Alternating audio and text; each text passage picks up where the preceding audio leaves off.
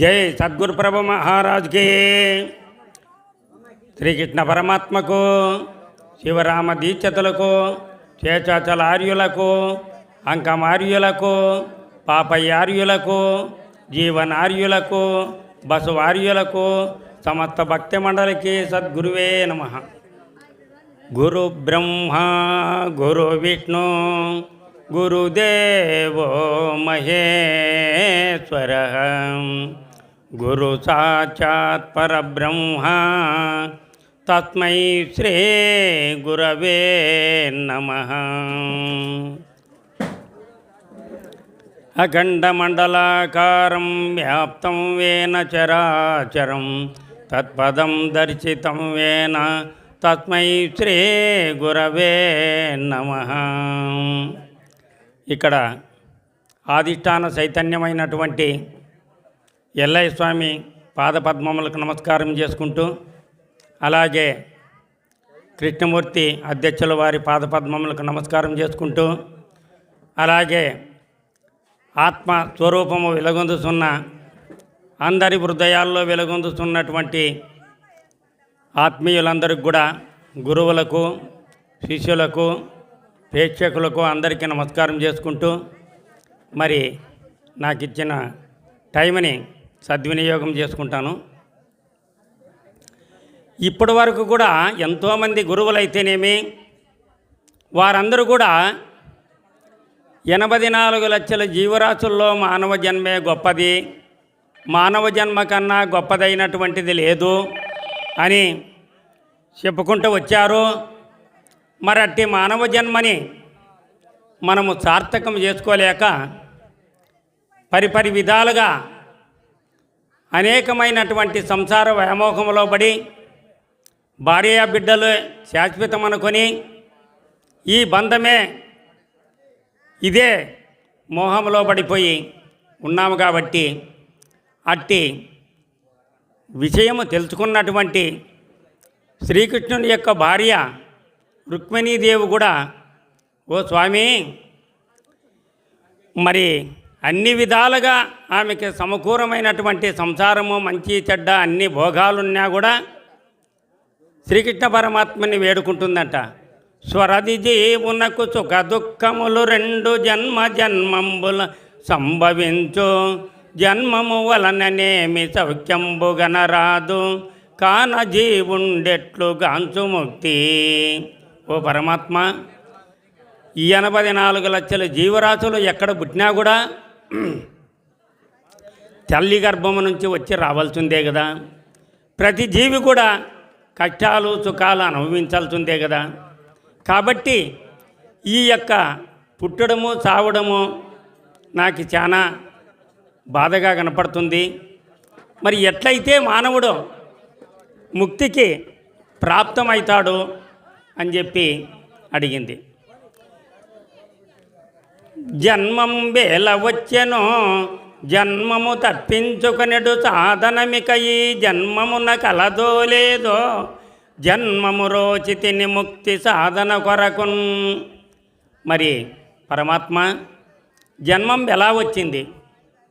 ఈ జన్మ నుంచి ప్రయోజనం ఏమి? మరి ప్రతి జీవి కూడా పుడుతుంది, ప్రతి జీవి కూడా చస్తుంది. మరి పుట్టినందుకు సార్థకం ఏమి అని చెప్పి అనే విషయం అడిగితే, ఎన్ని దినములు బ్రతికినా ఏమి ఫలము, కాటికే కద ఈ మాయ కాయంబరయ, సచ్చియు పుట్టంగ చాలా శ్రమలు, తిరిగి పుట్టని మార్గంబు తెల్పమీచ. ఓ పరమాత్మ, ఎన్ని దినములు బతికినా కూడా ఒకనాడు మాత్రము కాటికి పోయే వరకు తప్పదు కదా.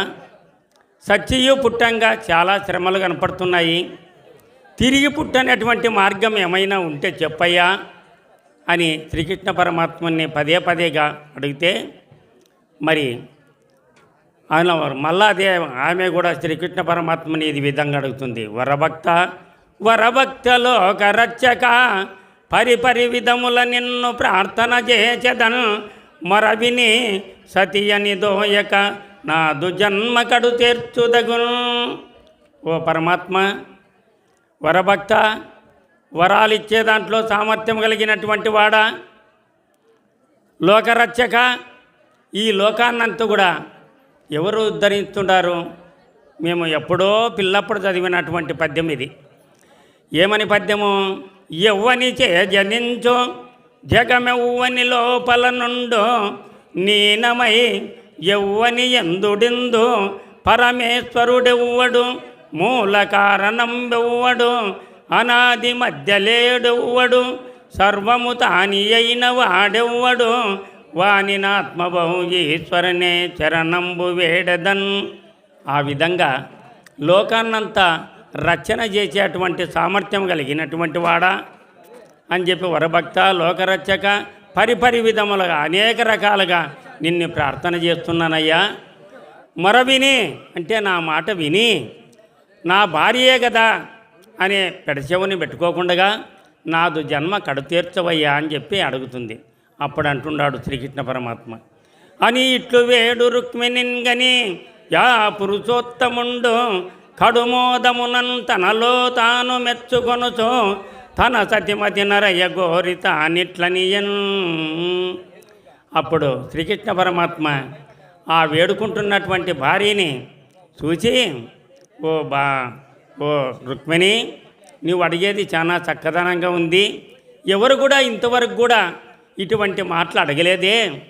8 మంది భార్యలు, 16,000 మంది గోపికలున్నా కూడా ఇట్టి ప్రశ్నలో ఎవరు అడగలేదే అని చెప్పి వరభక్త భామిని నీదగు పల్కులు ఆహా ఏమి విచిత్రమో ఇందులకెందును కామిత వాంఛలుగాకను మోత్యంబేమి పదార్థమో ఎన్నగదానిన్.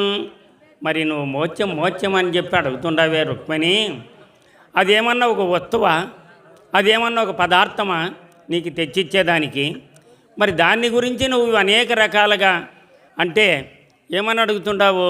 కామిత వాంఛలు కాకుండా నన్ను అనేక రకాలైనటువంటి వాళ్ళు కూడా సంతానం కావాలనేవాళ్ళు, భోగభాగ్యాలు కావాలనేవాళ్ళు, అనేక రకాలైనటువంటి మరి కోరికలతో కోరే వాళ్ళే ఉండాలి. కానీ కామిత వాంఛలతో మరి నువ్వు మాత్రము మోత్యం అని అడుగుతుండవే, అదేమో ఒక పదార్థమా అని చెప్పి అని అడుగుతున్నాడు అన్నమాట. అట్లా నీకేం తక్కువైందని చెప్పి కాంచన నవరత్న కలిత నిర్మితమైన మేడలున్నవి నీకు మెలగుటకును వెలలేని భూచన వితతులున్నవి దల్ప కనకంబరములాది కలవు కట్ట లీలకు అంశతూలిక పాన్పులున్నవి పూయుటకు సుగంధములు గలవు అష్టభార్యలలోన అతి కురాలవు నీవు పట్టంబురానివై పరుగుచుంటివి చెలులు పెక్కుండ్రు గలరు నీకు చేవజేయ కుర్మి సంతతి గలదేమి కొదవ నీకు ఇంతకంటెను మోత్యంబు ఎక్కువగానే. ఓ రుక్మిణి, మరి నీకు బంగారుతో కట్టినటువంటి మేడల్లో నువ్వు మెలుగుతూ ఉంటావే, మరి నువ్వు ఒకవేళ పెట్టుకుంటానంటే బంగారు ఎంతో కావాల్సినటువంటిది ఉందే, నువ్వు కట్టుకుంటానంటే బంగారుతో నేసినటువంటి చీరలు కూడా ఉన్నాయి కదా, నువ్వు ఒకవేళ పండుకుంటానంటే అంశతూలిక పాన్పులు ఉన్నాయి కదా, మరి పూయుటకు అనేక రకాలైనటువంటి సుగంధాలు కూడా ఉన్నాయి. మరి అష్టభార్యలలో అధికురాలు నీవు పట్టంబు రానివై అంటే పట్టపు రాని అని కూడా అనిపించుకున్నావు కదా. మరి అట్టి దానికి నీకేమన్నా చెలులు ఏదన్నా కావాలనుకుంటే కూడా చెలులు కోరికలు ఏదైనా కానీ నీకు చేసేదానికి సేవ చేసేదానికి చిలకత్తులు ఉండారు కదా. మరి ఇన్ని రకాలుగా ఉంటే కూడా నీవు మోత్యం కావాలంటున్నావే, మరి ఇదేమైనా అది ఒక పదార్థంగా నువ్వు భావిస్తున్నావా అని చెప్పి అడిగితే అప్పుడు ఆమె ఏందంట రుక్మిణీదేవి అప్పుడు మాట్లాడుతుంది. మరి ఏమంటుంది? ఓ పుండరీకాచ, ఎప్పుగాని వెళ్ళవచ్చినప్పుడు మనము తెచ్చిలేము, పోవున్నప్పుడు ఒక్క పుచ్చిన ఒక్కైన కొంచిపోవడము లేదు ఎంచి చూడ, సర్వంబు మధ్యనే సంభవమయ్యే సర్వంబు మధ్యనే చమిచిపోయే కలిమిలేములు శాశ్వతములుగావు నీటిపై బుగ్గతనువు నిలువబోదు అఖిలమును మాయ నిత్యమైనట్టి దానిని తెలియగోరిన దానను జలజనాభా. ఓ పరమాత్మ, నేను వచ్చేటప్పుడు ఏమి కూడా తెచ్చలేను, పోయేటప్పుడు ఏమైనా తీసుకుపోతున్నానంటే ఏమి కొంచెం కూడా ఒక పుచ్చిన ఒక్కైనా కూడా తీసుకొని పోవడం లేదు ఎంచి చూడ. సర్వము మధ్యనే సంభవం అయ్యాయి. సర్వము మొత్తం మధ్యలోనే వచ్చింది. సర్వము కూడా ఇప్పుడే పోతుంది కదా. కాబట్టి ఇదంతా శాశ్వతమైనటువంటిది కాదు అని చెప్పి, నాకు కావాల్సింది మోక్షం ప్రసాదించు స్వామి అని చెప్పి ఆమె అనేక రకాలుగా కోరుకున్నది. కాబట్టి అట్టి ఆ యొక్క పరమాత్మని ఆమె అనేక రకాలుగా కోరింది. జై సద్గురు ప్రభ మహారాజుకి జై. సద్గురువేను. నా పెద్దలందరికీ కూడా నా ద్వాదశి నమస్కారము. అందరికీ జై గురు.